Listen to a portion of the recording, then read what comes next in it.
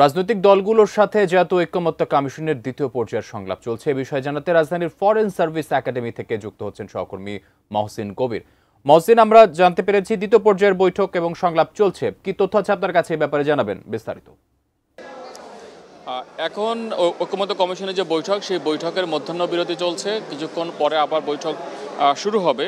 3টায় শুরু হওয়ার কথা ছিল, হয়তো আর কিছুক্ষণের মধ্যে বৈঠকটি শুরু হবে। এবং এই বৈঠকে এখন পর্যন্ত যে আলোচনা হয়েছে, 6টি বিষয়ে আলোচনা চলছিল এবং তার ভিতরে 70 নং অনুচ্ছেদ নিয়ে আলোচনা হয়েছে। নারী সংসদে যে সংরক্ষিত নারী আসন, সেটি নিয়ে আলোচনা হয়েছে। তো সেই বিষয়ে রাজনৈতিক দলগুলো তাদের মতামত জানিয়েছে। বিশেষ করে 70 নং অনুচ্ছেদের বিষয়ে বিএনপি, জানেন যে বিএনপি বড় দল এবং তারা দুটি বিষয়ে একমত এবং তার সঙ্গে আরও দুটি বিষয় তারা যোগ করার কথা বলেছে। যে তারা বলেছে যে 70 নং অনুচ্ছেদ যে বাতিলের যে প্রস্তাব ঐকমত্য কমিশন করেছিল, সেটি নিয়ে তারা একমত নয়। তবে বেশিরভাগ দল যে বিষয়টিতে একমত হয়েছে যে আস্থা ভোট এবং অর্থ বিল, এই দুটি বিষয় বাদে অন্যান্য যে কোনো বিষয়ে সংসদ সদস্যরা তাদের স্বাধীন মতামত দিতে পারবেন। স্বাস্থ্যকর অল টাইম ফ্যামিলি কেক, সব সময় অল টাইম হেলদি লাইফ, সেই বিষয়ে তারাও একমত। তবে তারা আরও দুটি বিষয় যোগ করতে বলেছে। সেটি হচ্ছে যে যুদ্ধকালীন পরিস্থিতি এবং জাতীয় নিরাপত্তা, এই দুইটি বিষয় তারা যোগ করতে বলেছে। এবং অন্যান্য দলগুলো বলেছে যে অন্যান্য দল বলতে এনসিপি অর্থাৎ জাতীয় নাগরিক পার্টি, তারাও বলছে যে তারা আস্থা ভোট এবং অর্থ বিল, এই দুটি বিষয় বাদে সংসদ সদস্যরা যে কোনো বিষয়ে মতামত দিতে পারবেন সংসদে, সেই বিষয়ে তারাও একমত হয়েছে।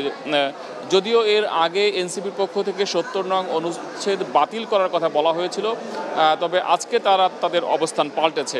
এবং এর বাইরেও কিছু কিছু দল তারাও এই দুটি বিষয়ে বলেছে। শুধুমাত্র বিএনপি বলেছে যে দুটির সঙ্গে আরও দুটি, অর্থাৎ আস্থা ভোট এবং অর্থ বিলের পাশাপাশি জাতীয় নিরাপত্তা এবং যুদ্ধ অবস্থা, এই 4টি বিষয় বাদে সংসদ সদস্যরা যে কোনো বিষয়ে ভোট দিতে পারবেন, মতামত দিতে পারবেন, সেটি তারা স্পষ্ট করেছে।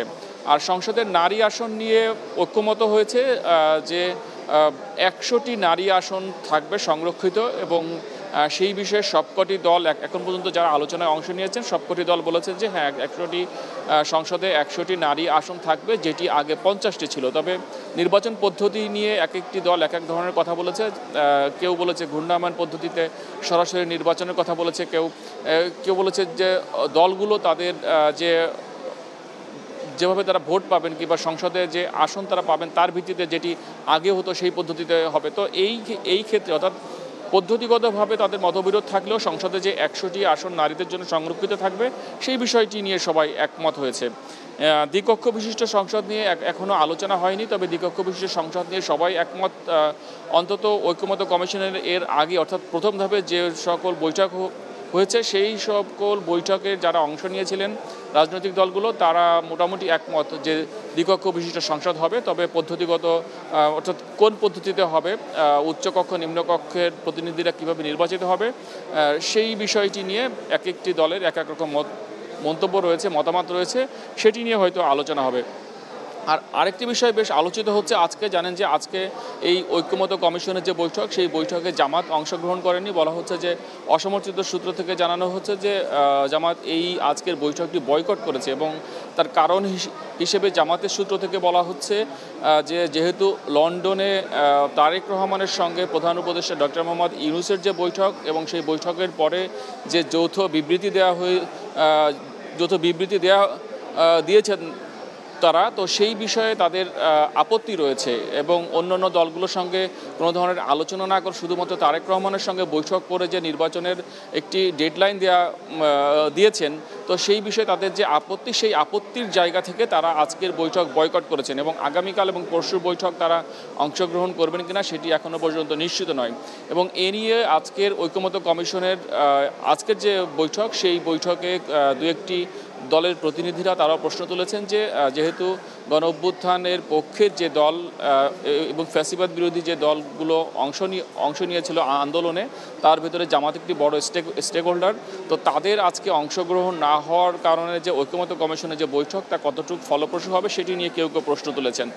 এ নিয়ে কিছুক্ষণ আগে সংবাদ সম্মেলন অর্থাৎ যখন মধ্যাহ্ন বিরতি চলছিল, তখন রাজনৈতিক দলগুলোর নেতারা তারা কথা বলছিলেন তাদের অবস্থান জানানোর জন্য।